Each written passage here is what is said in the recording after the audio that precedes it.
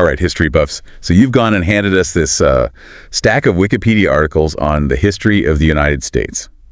And we're going to dive in. Get ready to unearth some seriously cool nuggets of knowledge. We're going to become the most interesting people at the virtual water cooler. And forget everything you think you know about textbook history. We're going to scratch beneath the surface and really uncover the stories that make this history so fascinating.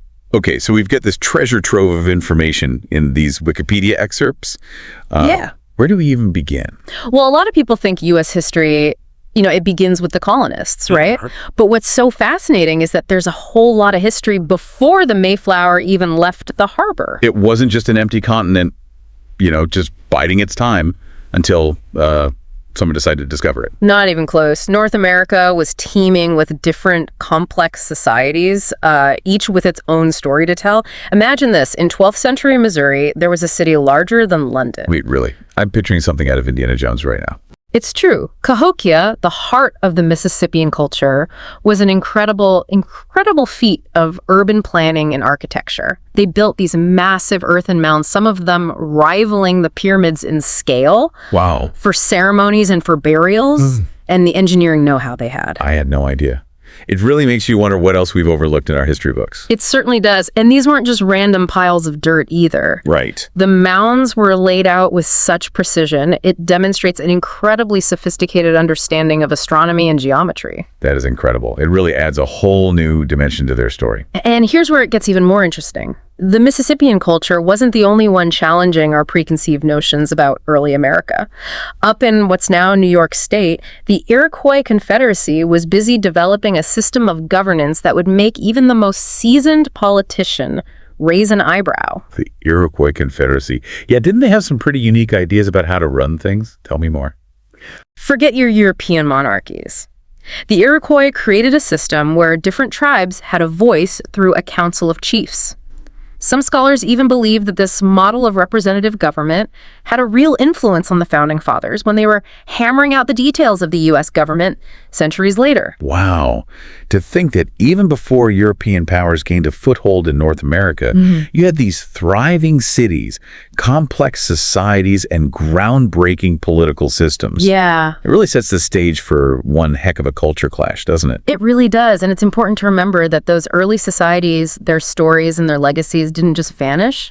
They continue to shape the cultural landscape of the U.S. in ways that we're still uncovering today. And that takes us right to the heart of European colonization, which is where we'll pick things up next. Get ready for some truly eye-opening revelations. Okay, so we've got this incredible backdrop of, diverse cultures already thriving in North America, and then come the Europeans landing on the shores, ready to make their mark. Right. I'm guessing those first encounters weren't exactly a walk in the park. Yeah, you're right to think that those early interactions were a real mix of cooperation, misunderstanding, and ultimately conflict. Take the iconic image of the Pilgrims landing at Plymouth Rock. It's a story often told as a heartwarming tale of Thanksgiving and shared bounty. But there's always more to the story. Always. The Pilgrims, with their limited understanding of this new land, they might not have survived that first harsh winter without the help of the Wampanoag tribe. Yeah. They taught the newcomers how to cultivate maize. See, that completely changes the narrative for me. Yeah. Because it's a good reminder that even those seemingly, simple stories that we all think we know from our history books often have these layers of complexity beneath the surface. Exactly. And that complexity only multiplies when you consider that it wasn't just one group of Europeans arriving on the shores. You had the Spanish in the south, the French along the Mississippi River, the Dutch in New York, each with their own motivations and their own ways of interacting with the Native Americans. So it's far from a unified front. And the Wikipedia articles mention the middle colonies developing into this real melting pot of cultures, different languages, religions, traditions, all thrown together. Yeah, it was a truly fascinating experiment in cultural diversity. William Penn, the founder of Pennsylvania, he was a visionary in that sense. He imagined a colony founded on the principle of religious tolerance. Wow. Which was a radical idea in a time when Europe was still embroiled in religious wars.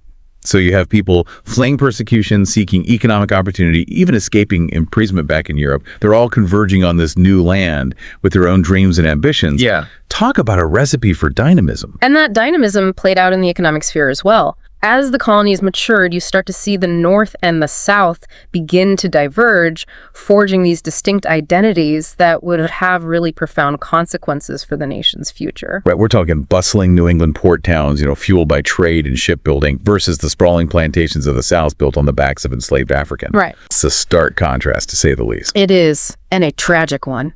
That economic reliance on slavery in the South cast a long shadow on the nation, shaping everything from social hierarchies to political ideologies.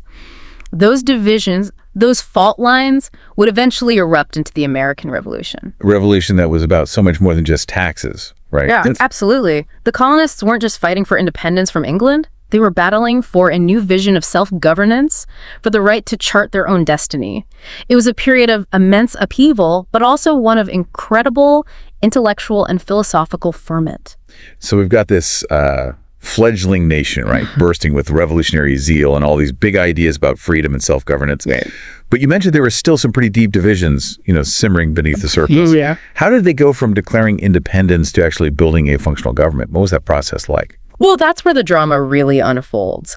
The Articles of Confederation, that first attempt at a national government, well, it turned out to be a bit like a first draft, well-intentioned, but with some major flaws. Oh, yeah. It gave so much power to the states that the federal government could barely enforce laws, collect taxes, or even stand up to internal rebellions. Sounds like they were almost setting themselves up for failure. So what turned things around? Those challenges became the catalyst for change. Visionary leaders like James Madison, they saw that they needed a stronger central government, one that could effectively lead the nation while still safeguarding individual liberties. Right.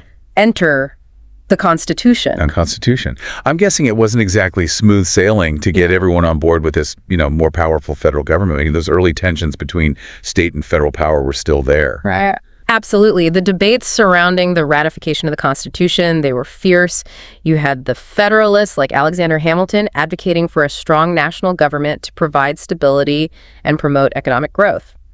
And then you had the anti-federalists with figures like Thomas Jefferson, wary of centralized power and fiercely protective of states' rights. It's just amazing how these early ideological clashes essentially gave birth to the two-party system that we still see playing out in the U.S. today. Right. It really highlights how political disagreements and competing visions for the nation, they're not new. They're woven into the fabric of American identity from the very beginning. And in the middle of all these political battles, the nation was also expanding westward. The Wikipedia article mentions manifest destiny, this belief that it was America's God-given right to stretch from coast to coast. Which, it sounds grand and everything on the surface, but I can't imagine it was all that simple for everyone involved. You're picking up on a crucial point. Manifest destiny, for all its rhetoric of progress and civilization, often came at a heartbreaking cost, especially for Native Americans. The forced displacement of tribes from their ancestral lands, like the Cherokee on the Trail of Tears, it stands as a stark reminder of the dark side of this expansion. Yeah, it's a sobering reminder that what might look like progress for some often comes at the expense of others. And that theme, unfortunately, seems to crop up again and again throughout the 19th and 20th centuries as the U.S. wrestled with industrialization waves of immigration and the fight for civil rights for all Americans. Right. That's precisely what makes studying 20th century U.S. history feel like riding a roller coaster. You see these incredible leaps forward. The U.S. emerges as a global power, playing a pivotal role in both world wars. And then you have these devastating setbacks like the Great Depression and the social unrest of the Civil Rights era. It's a century marked by both triumphs and tragedies, for sure. And it's impossible to understand the U.S. today without acknowledging both sides of that coin. From the post-war economic boom to the countercultural revolutions of the 60s, the 20th century just completely reshaped American society. And that brings us to the 21st century. Your Wikipedia excerpts touch on some of the challenges that the U.S. faces today: economic inequality, political polarization, climate change, the rapid advancement of technology. These are weighty issues with no easy solutions. But by understanding the historical context, by seeing how these issues are rooted in the nation's past, we can approach them with more nuance and hopefully find more effective paths forward. It's pretty amazing to think that even a deep dive like this, it just scratches the surface of U.S. history. Yeah. But you're absolutely right. It gives us a much richer understanding of how this nation has evolved and the forces that continue to shape its present and its future. And speaking of the future, your excerpt ended with a glimpse of the 2024 election, a reminder that history is still being written. What will the next chapter of U.S. history hold? That's something for all of us to think about.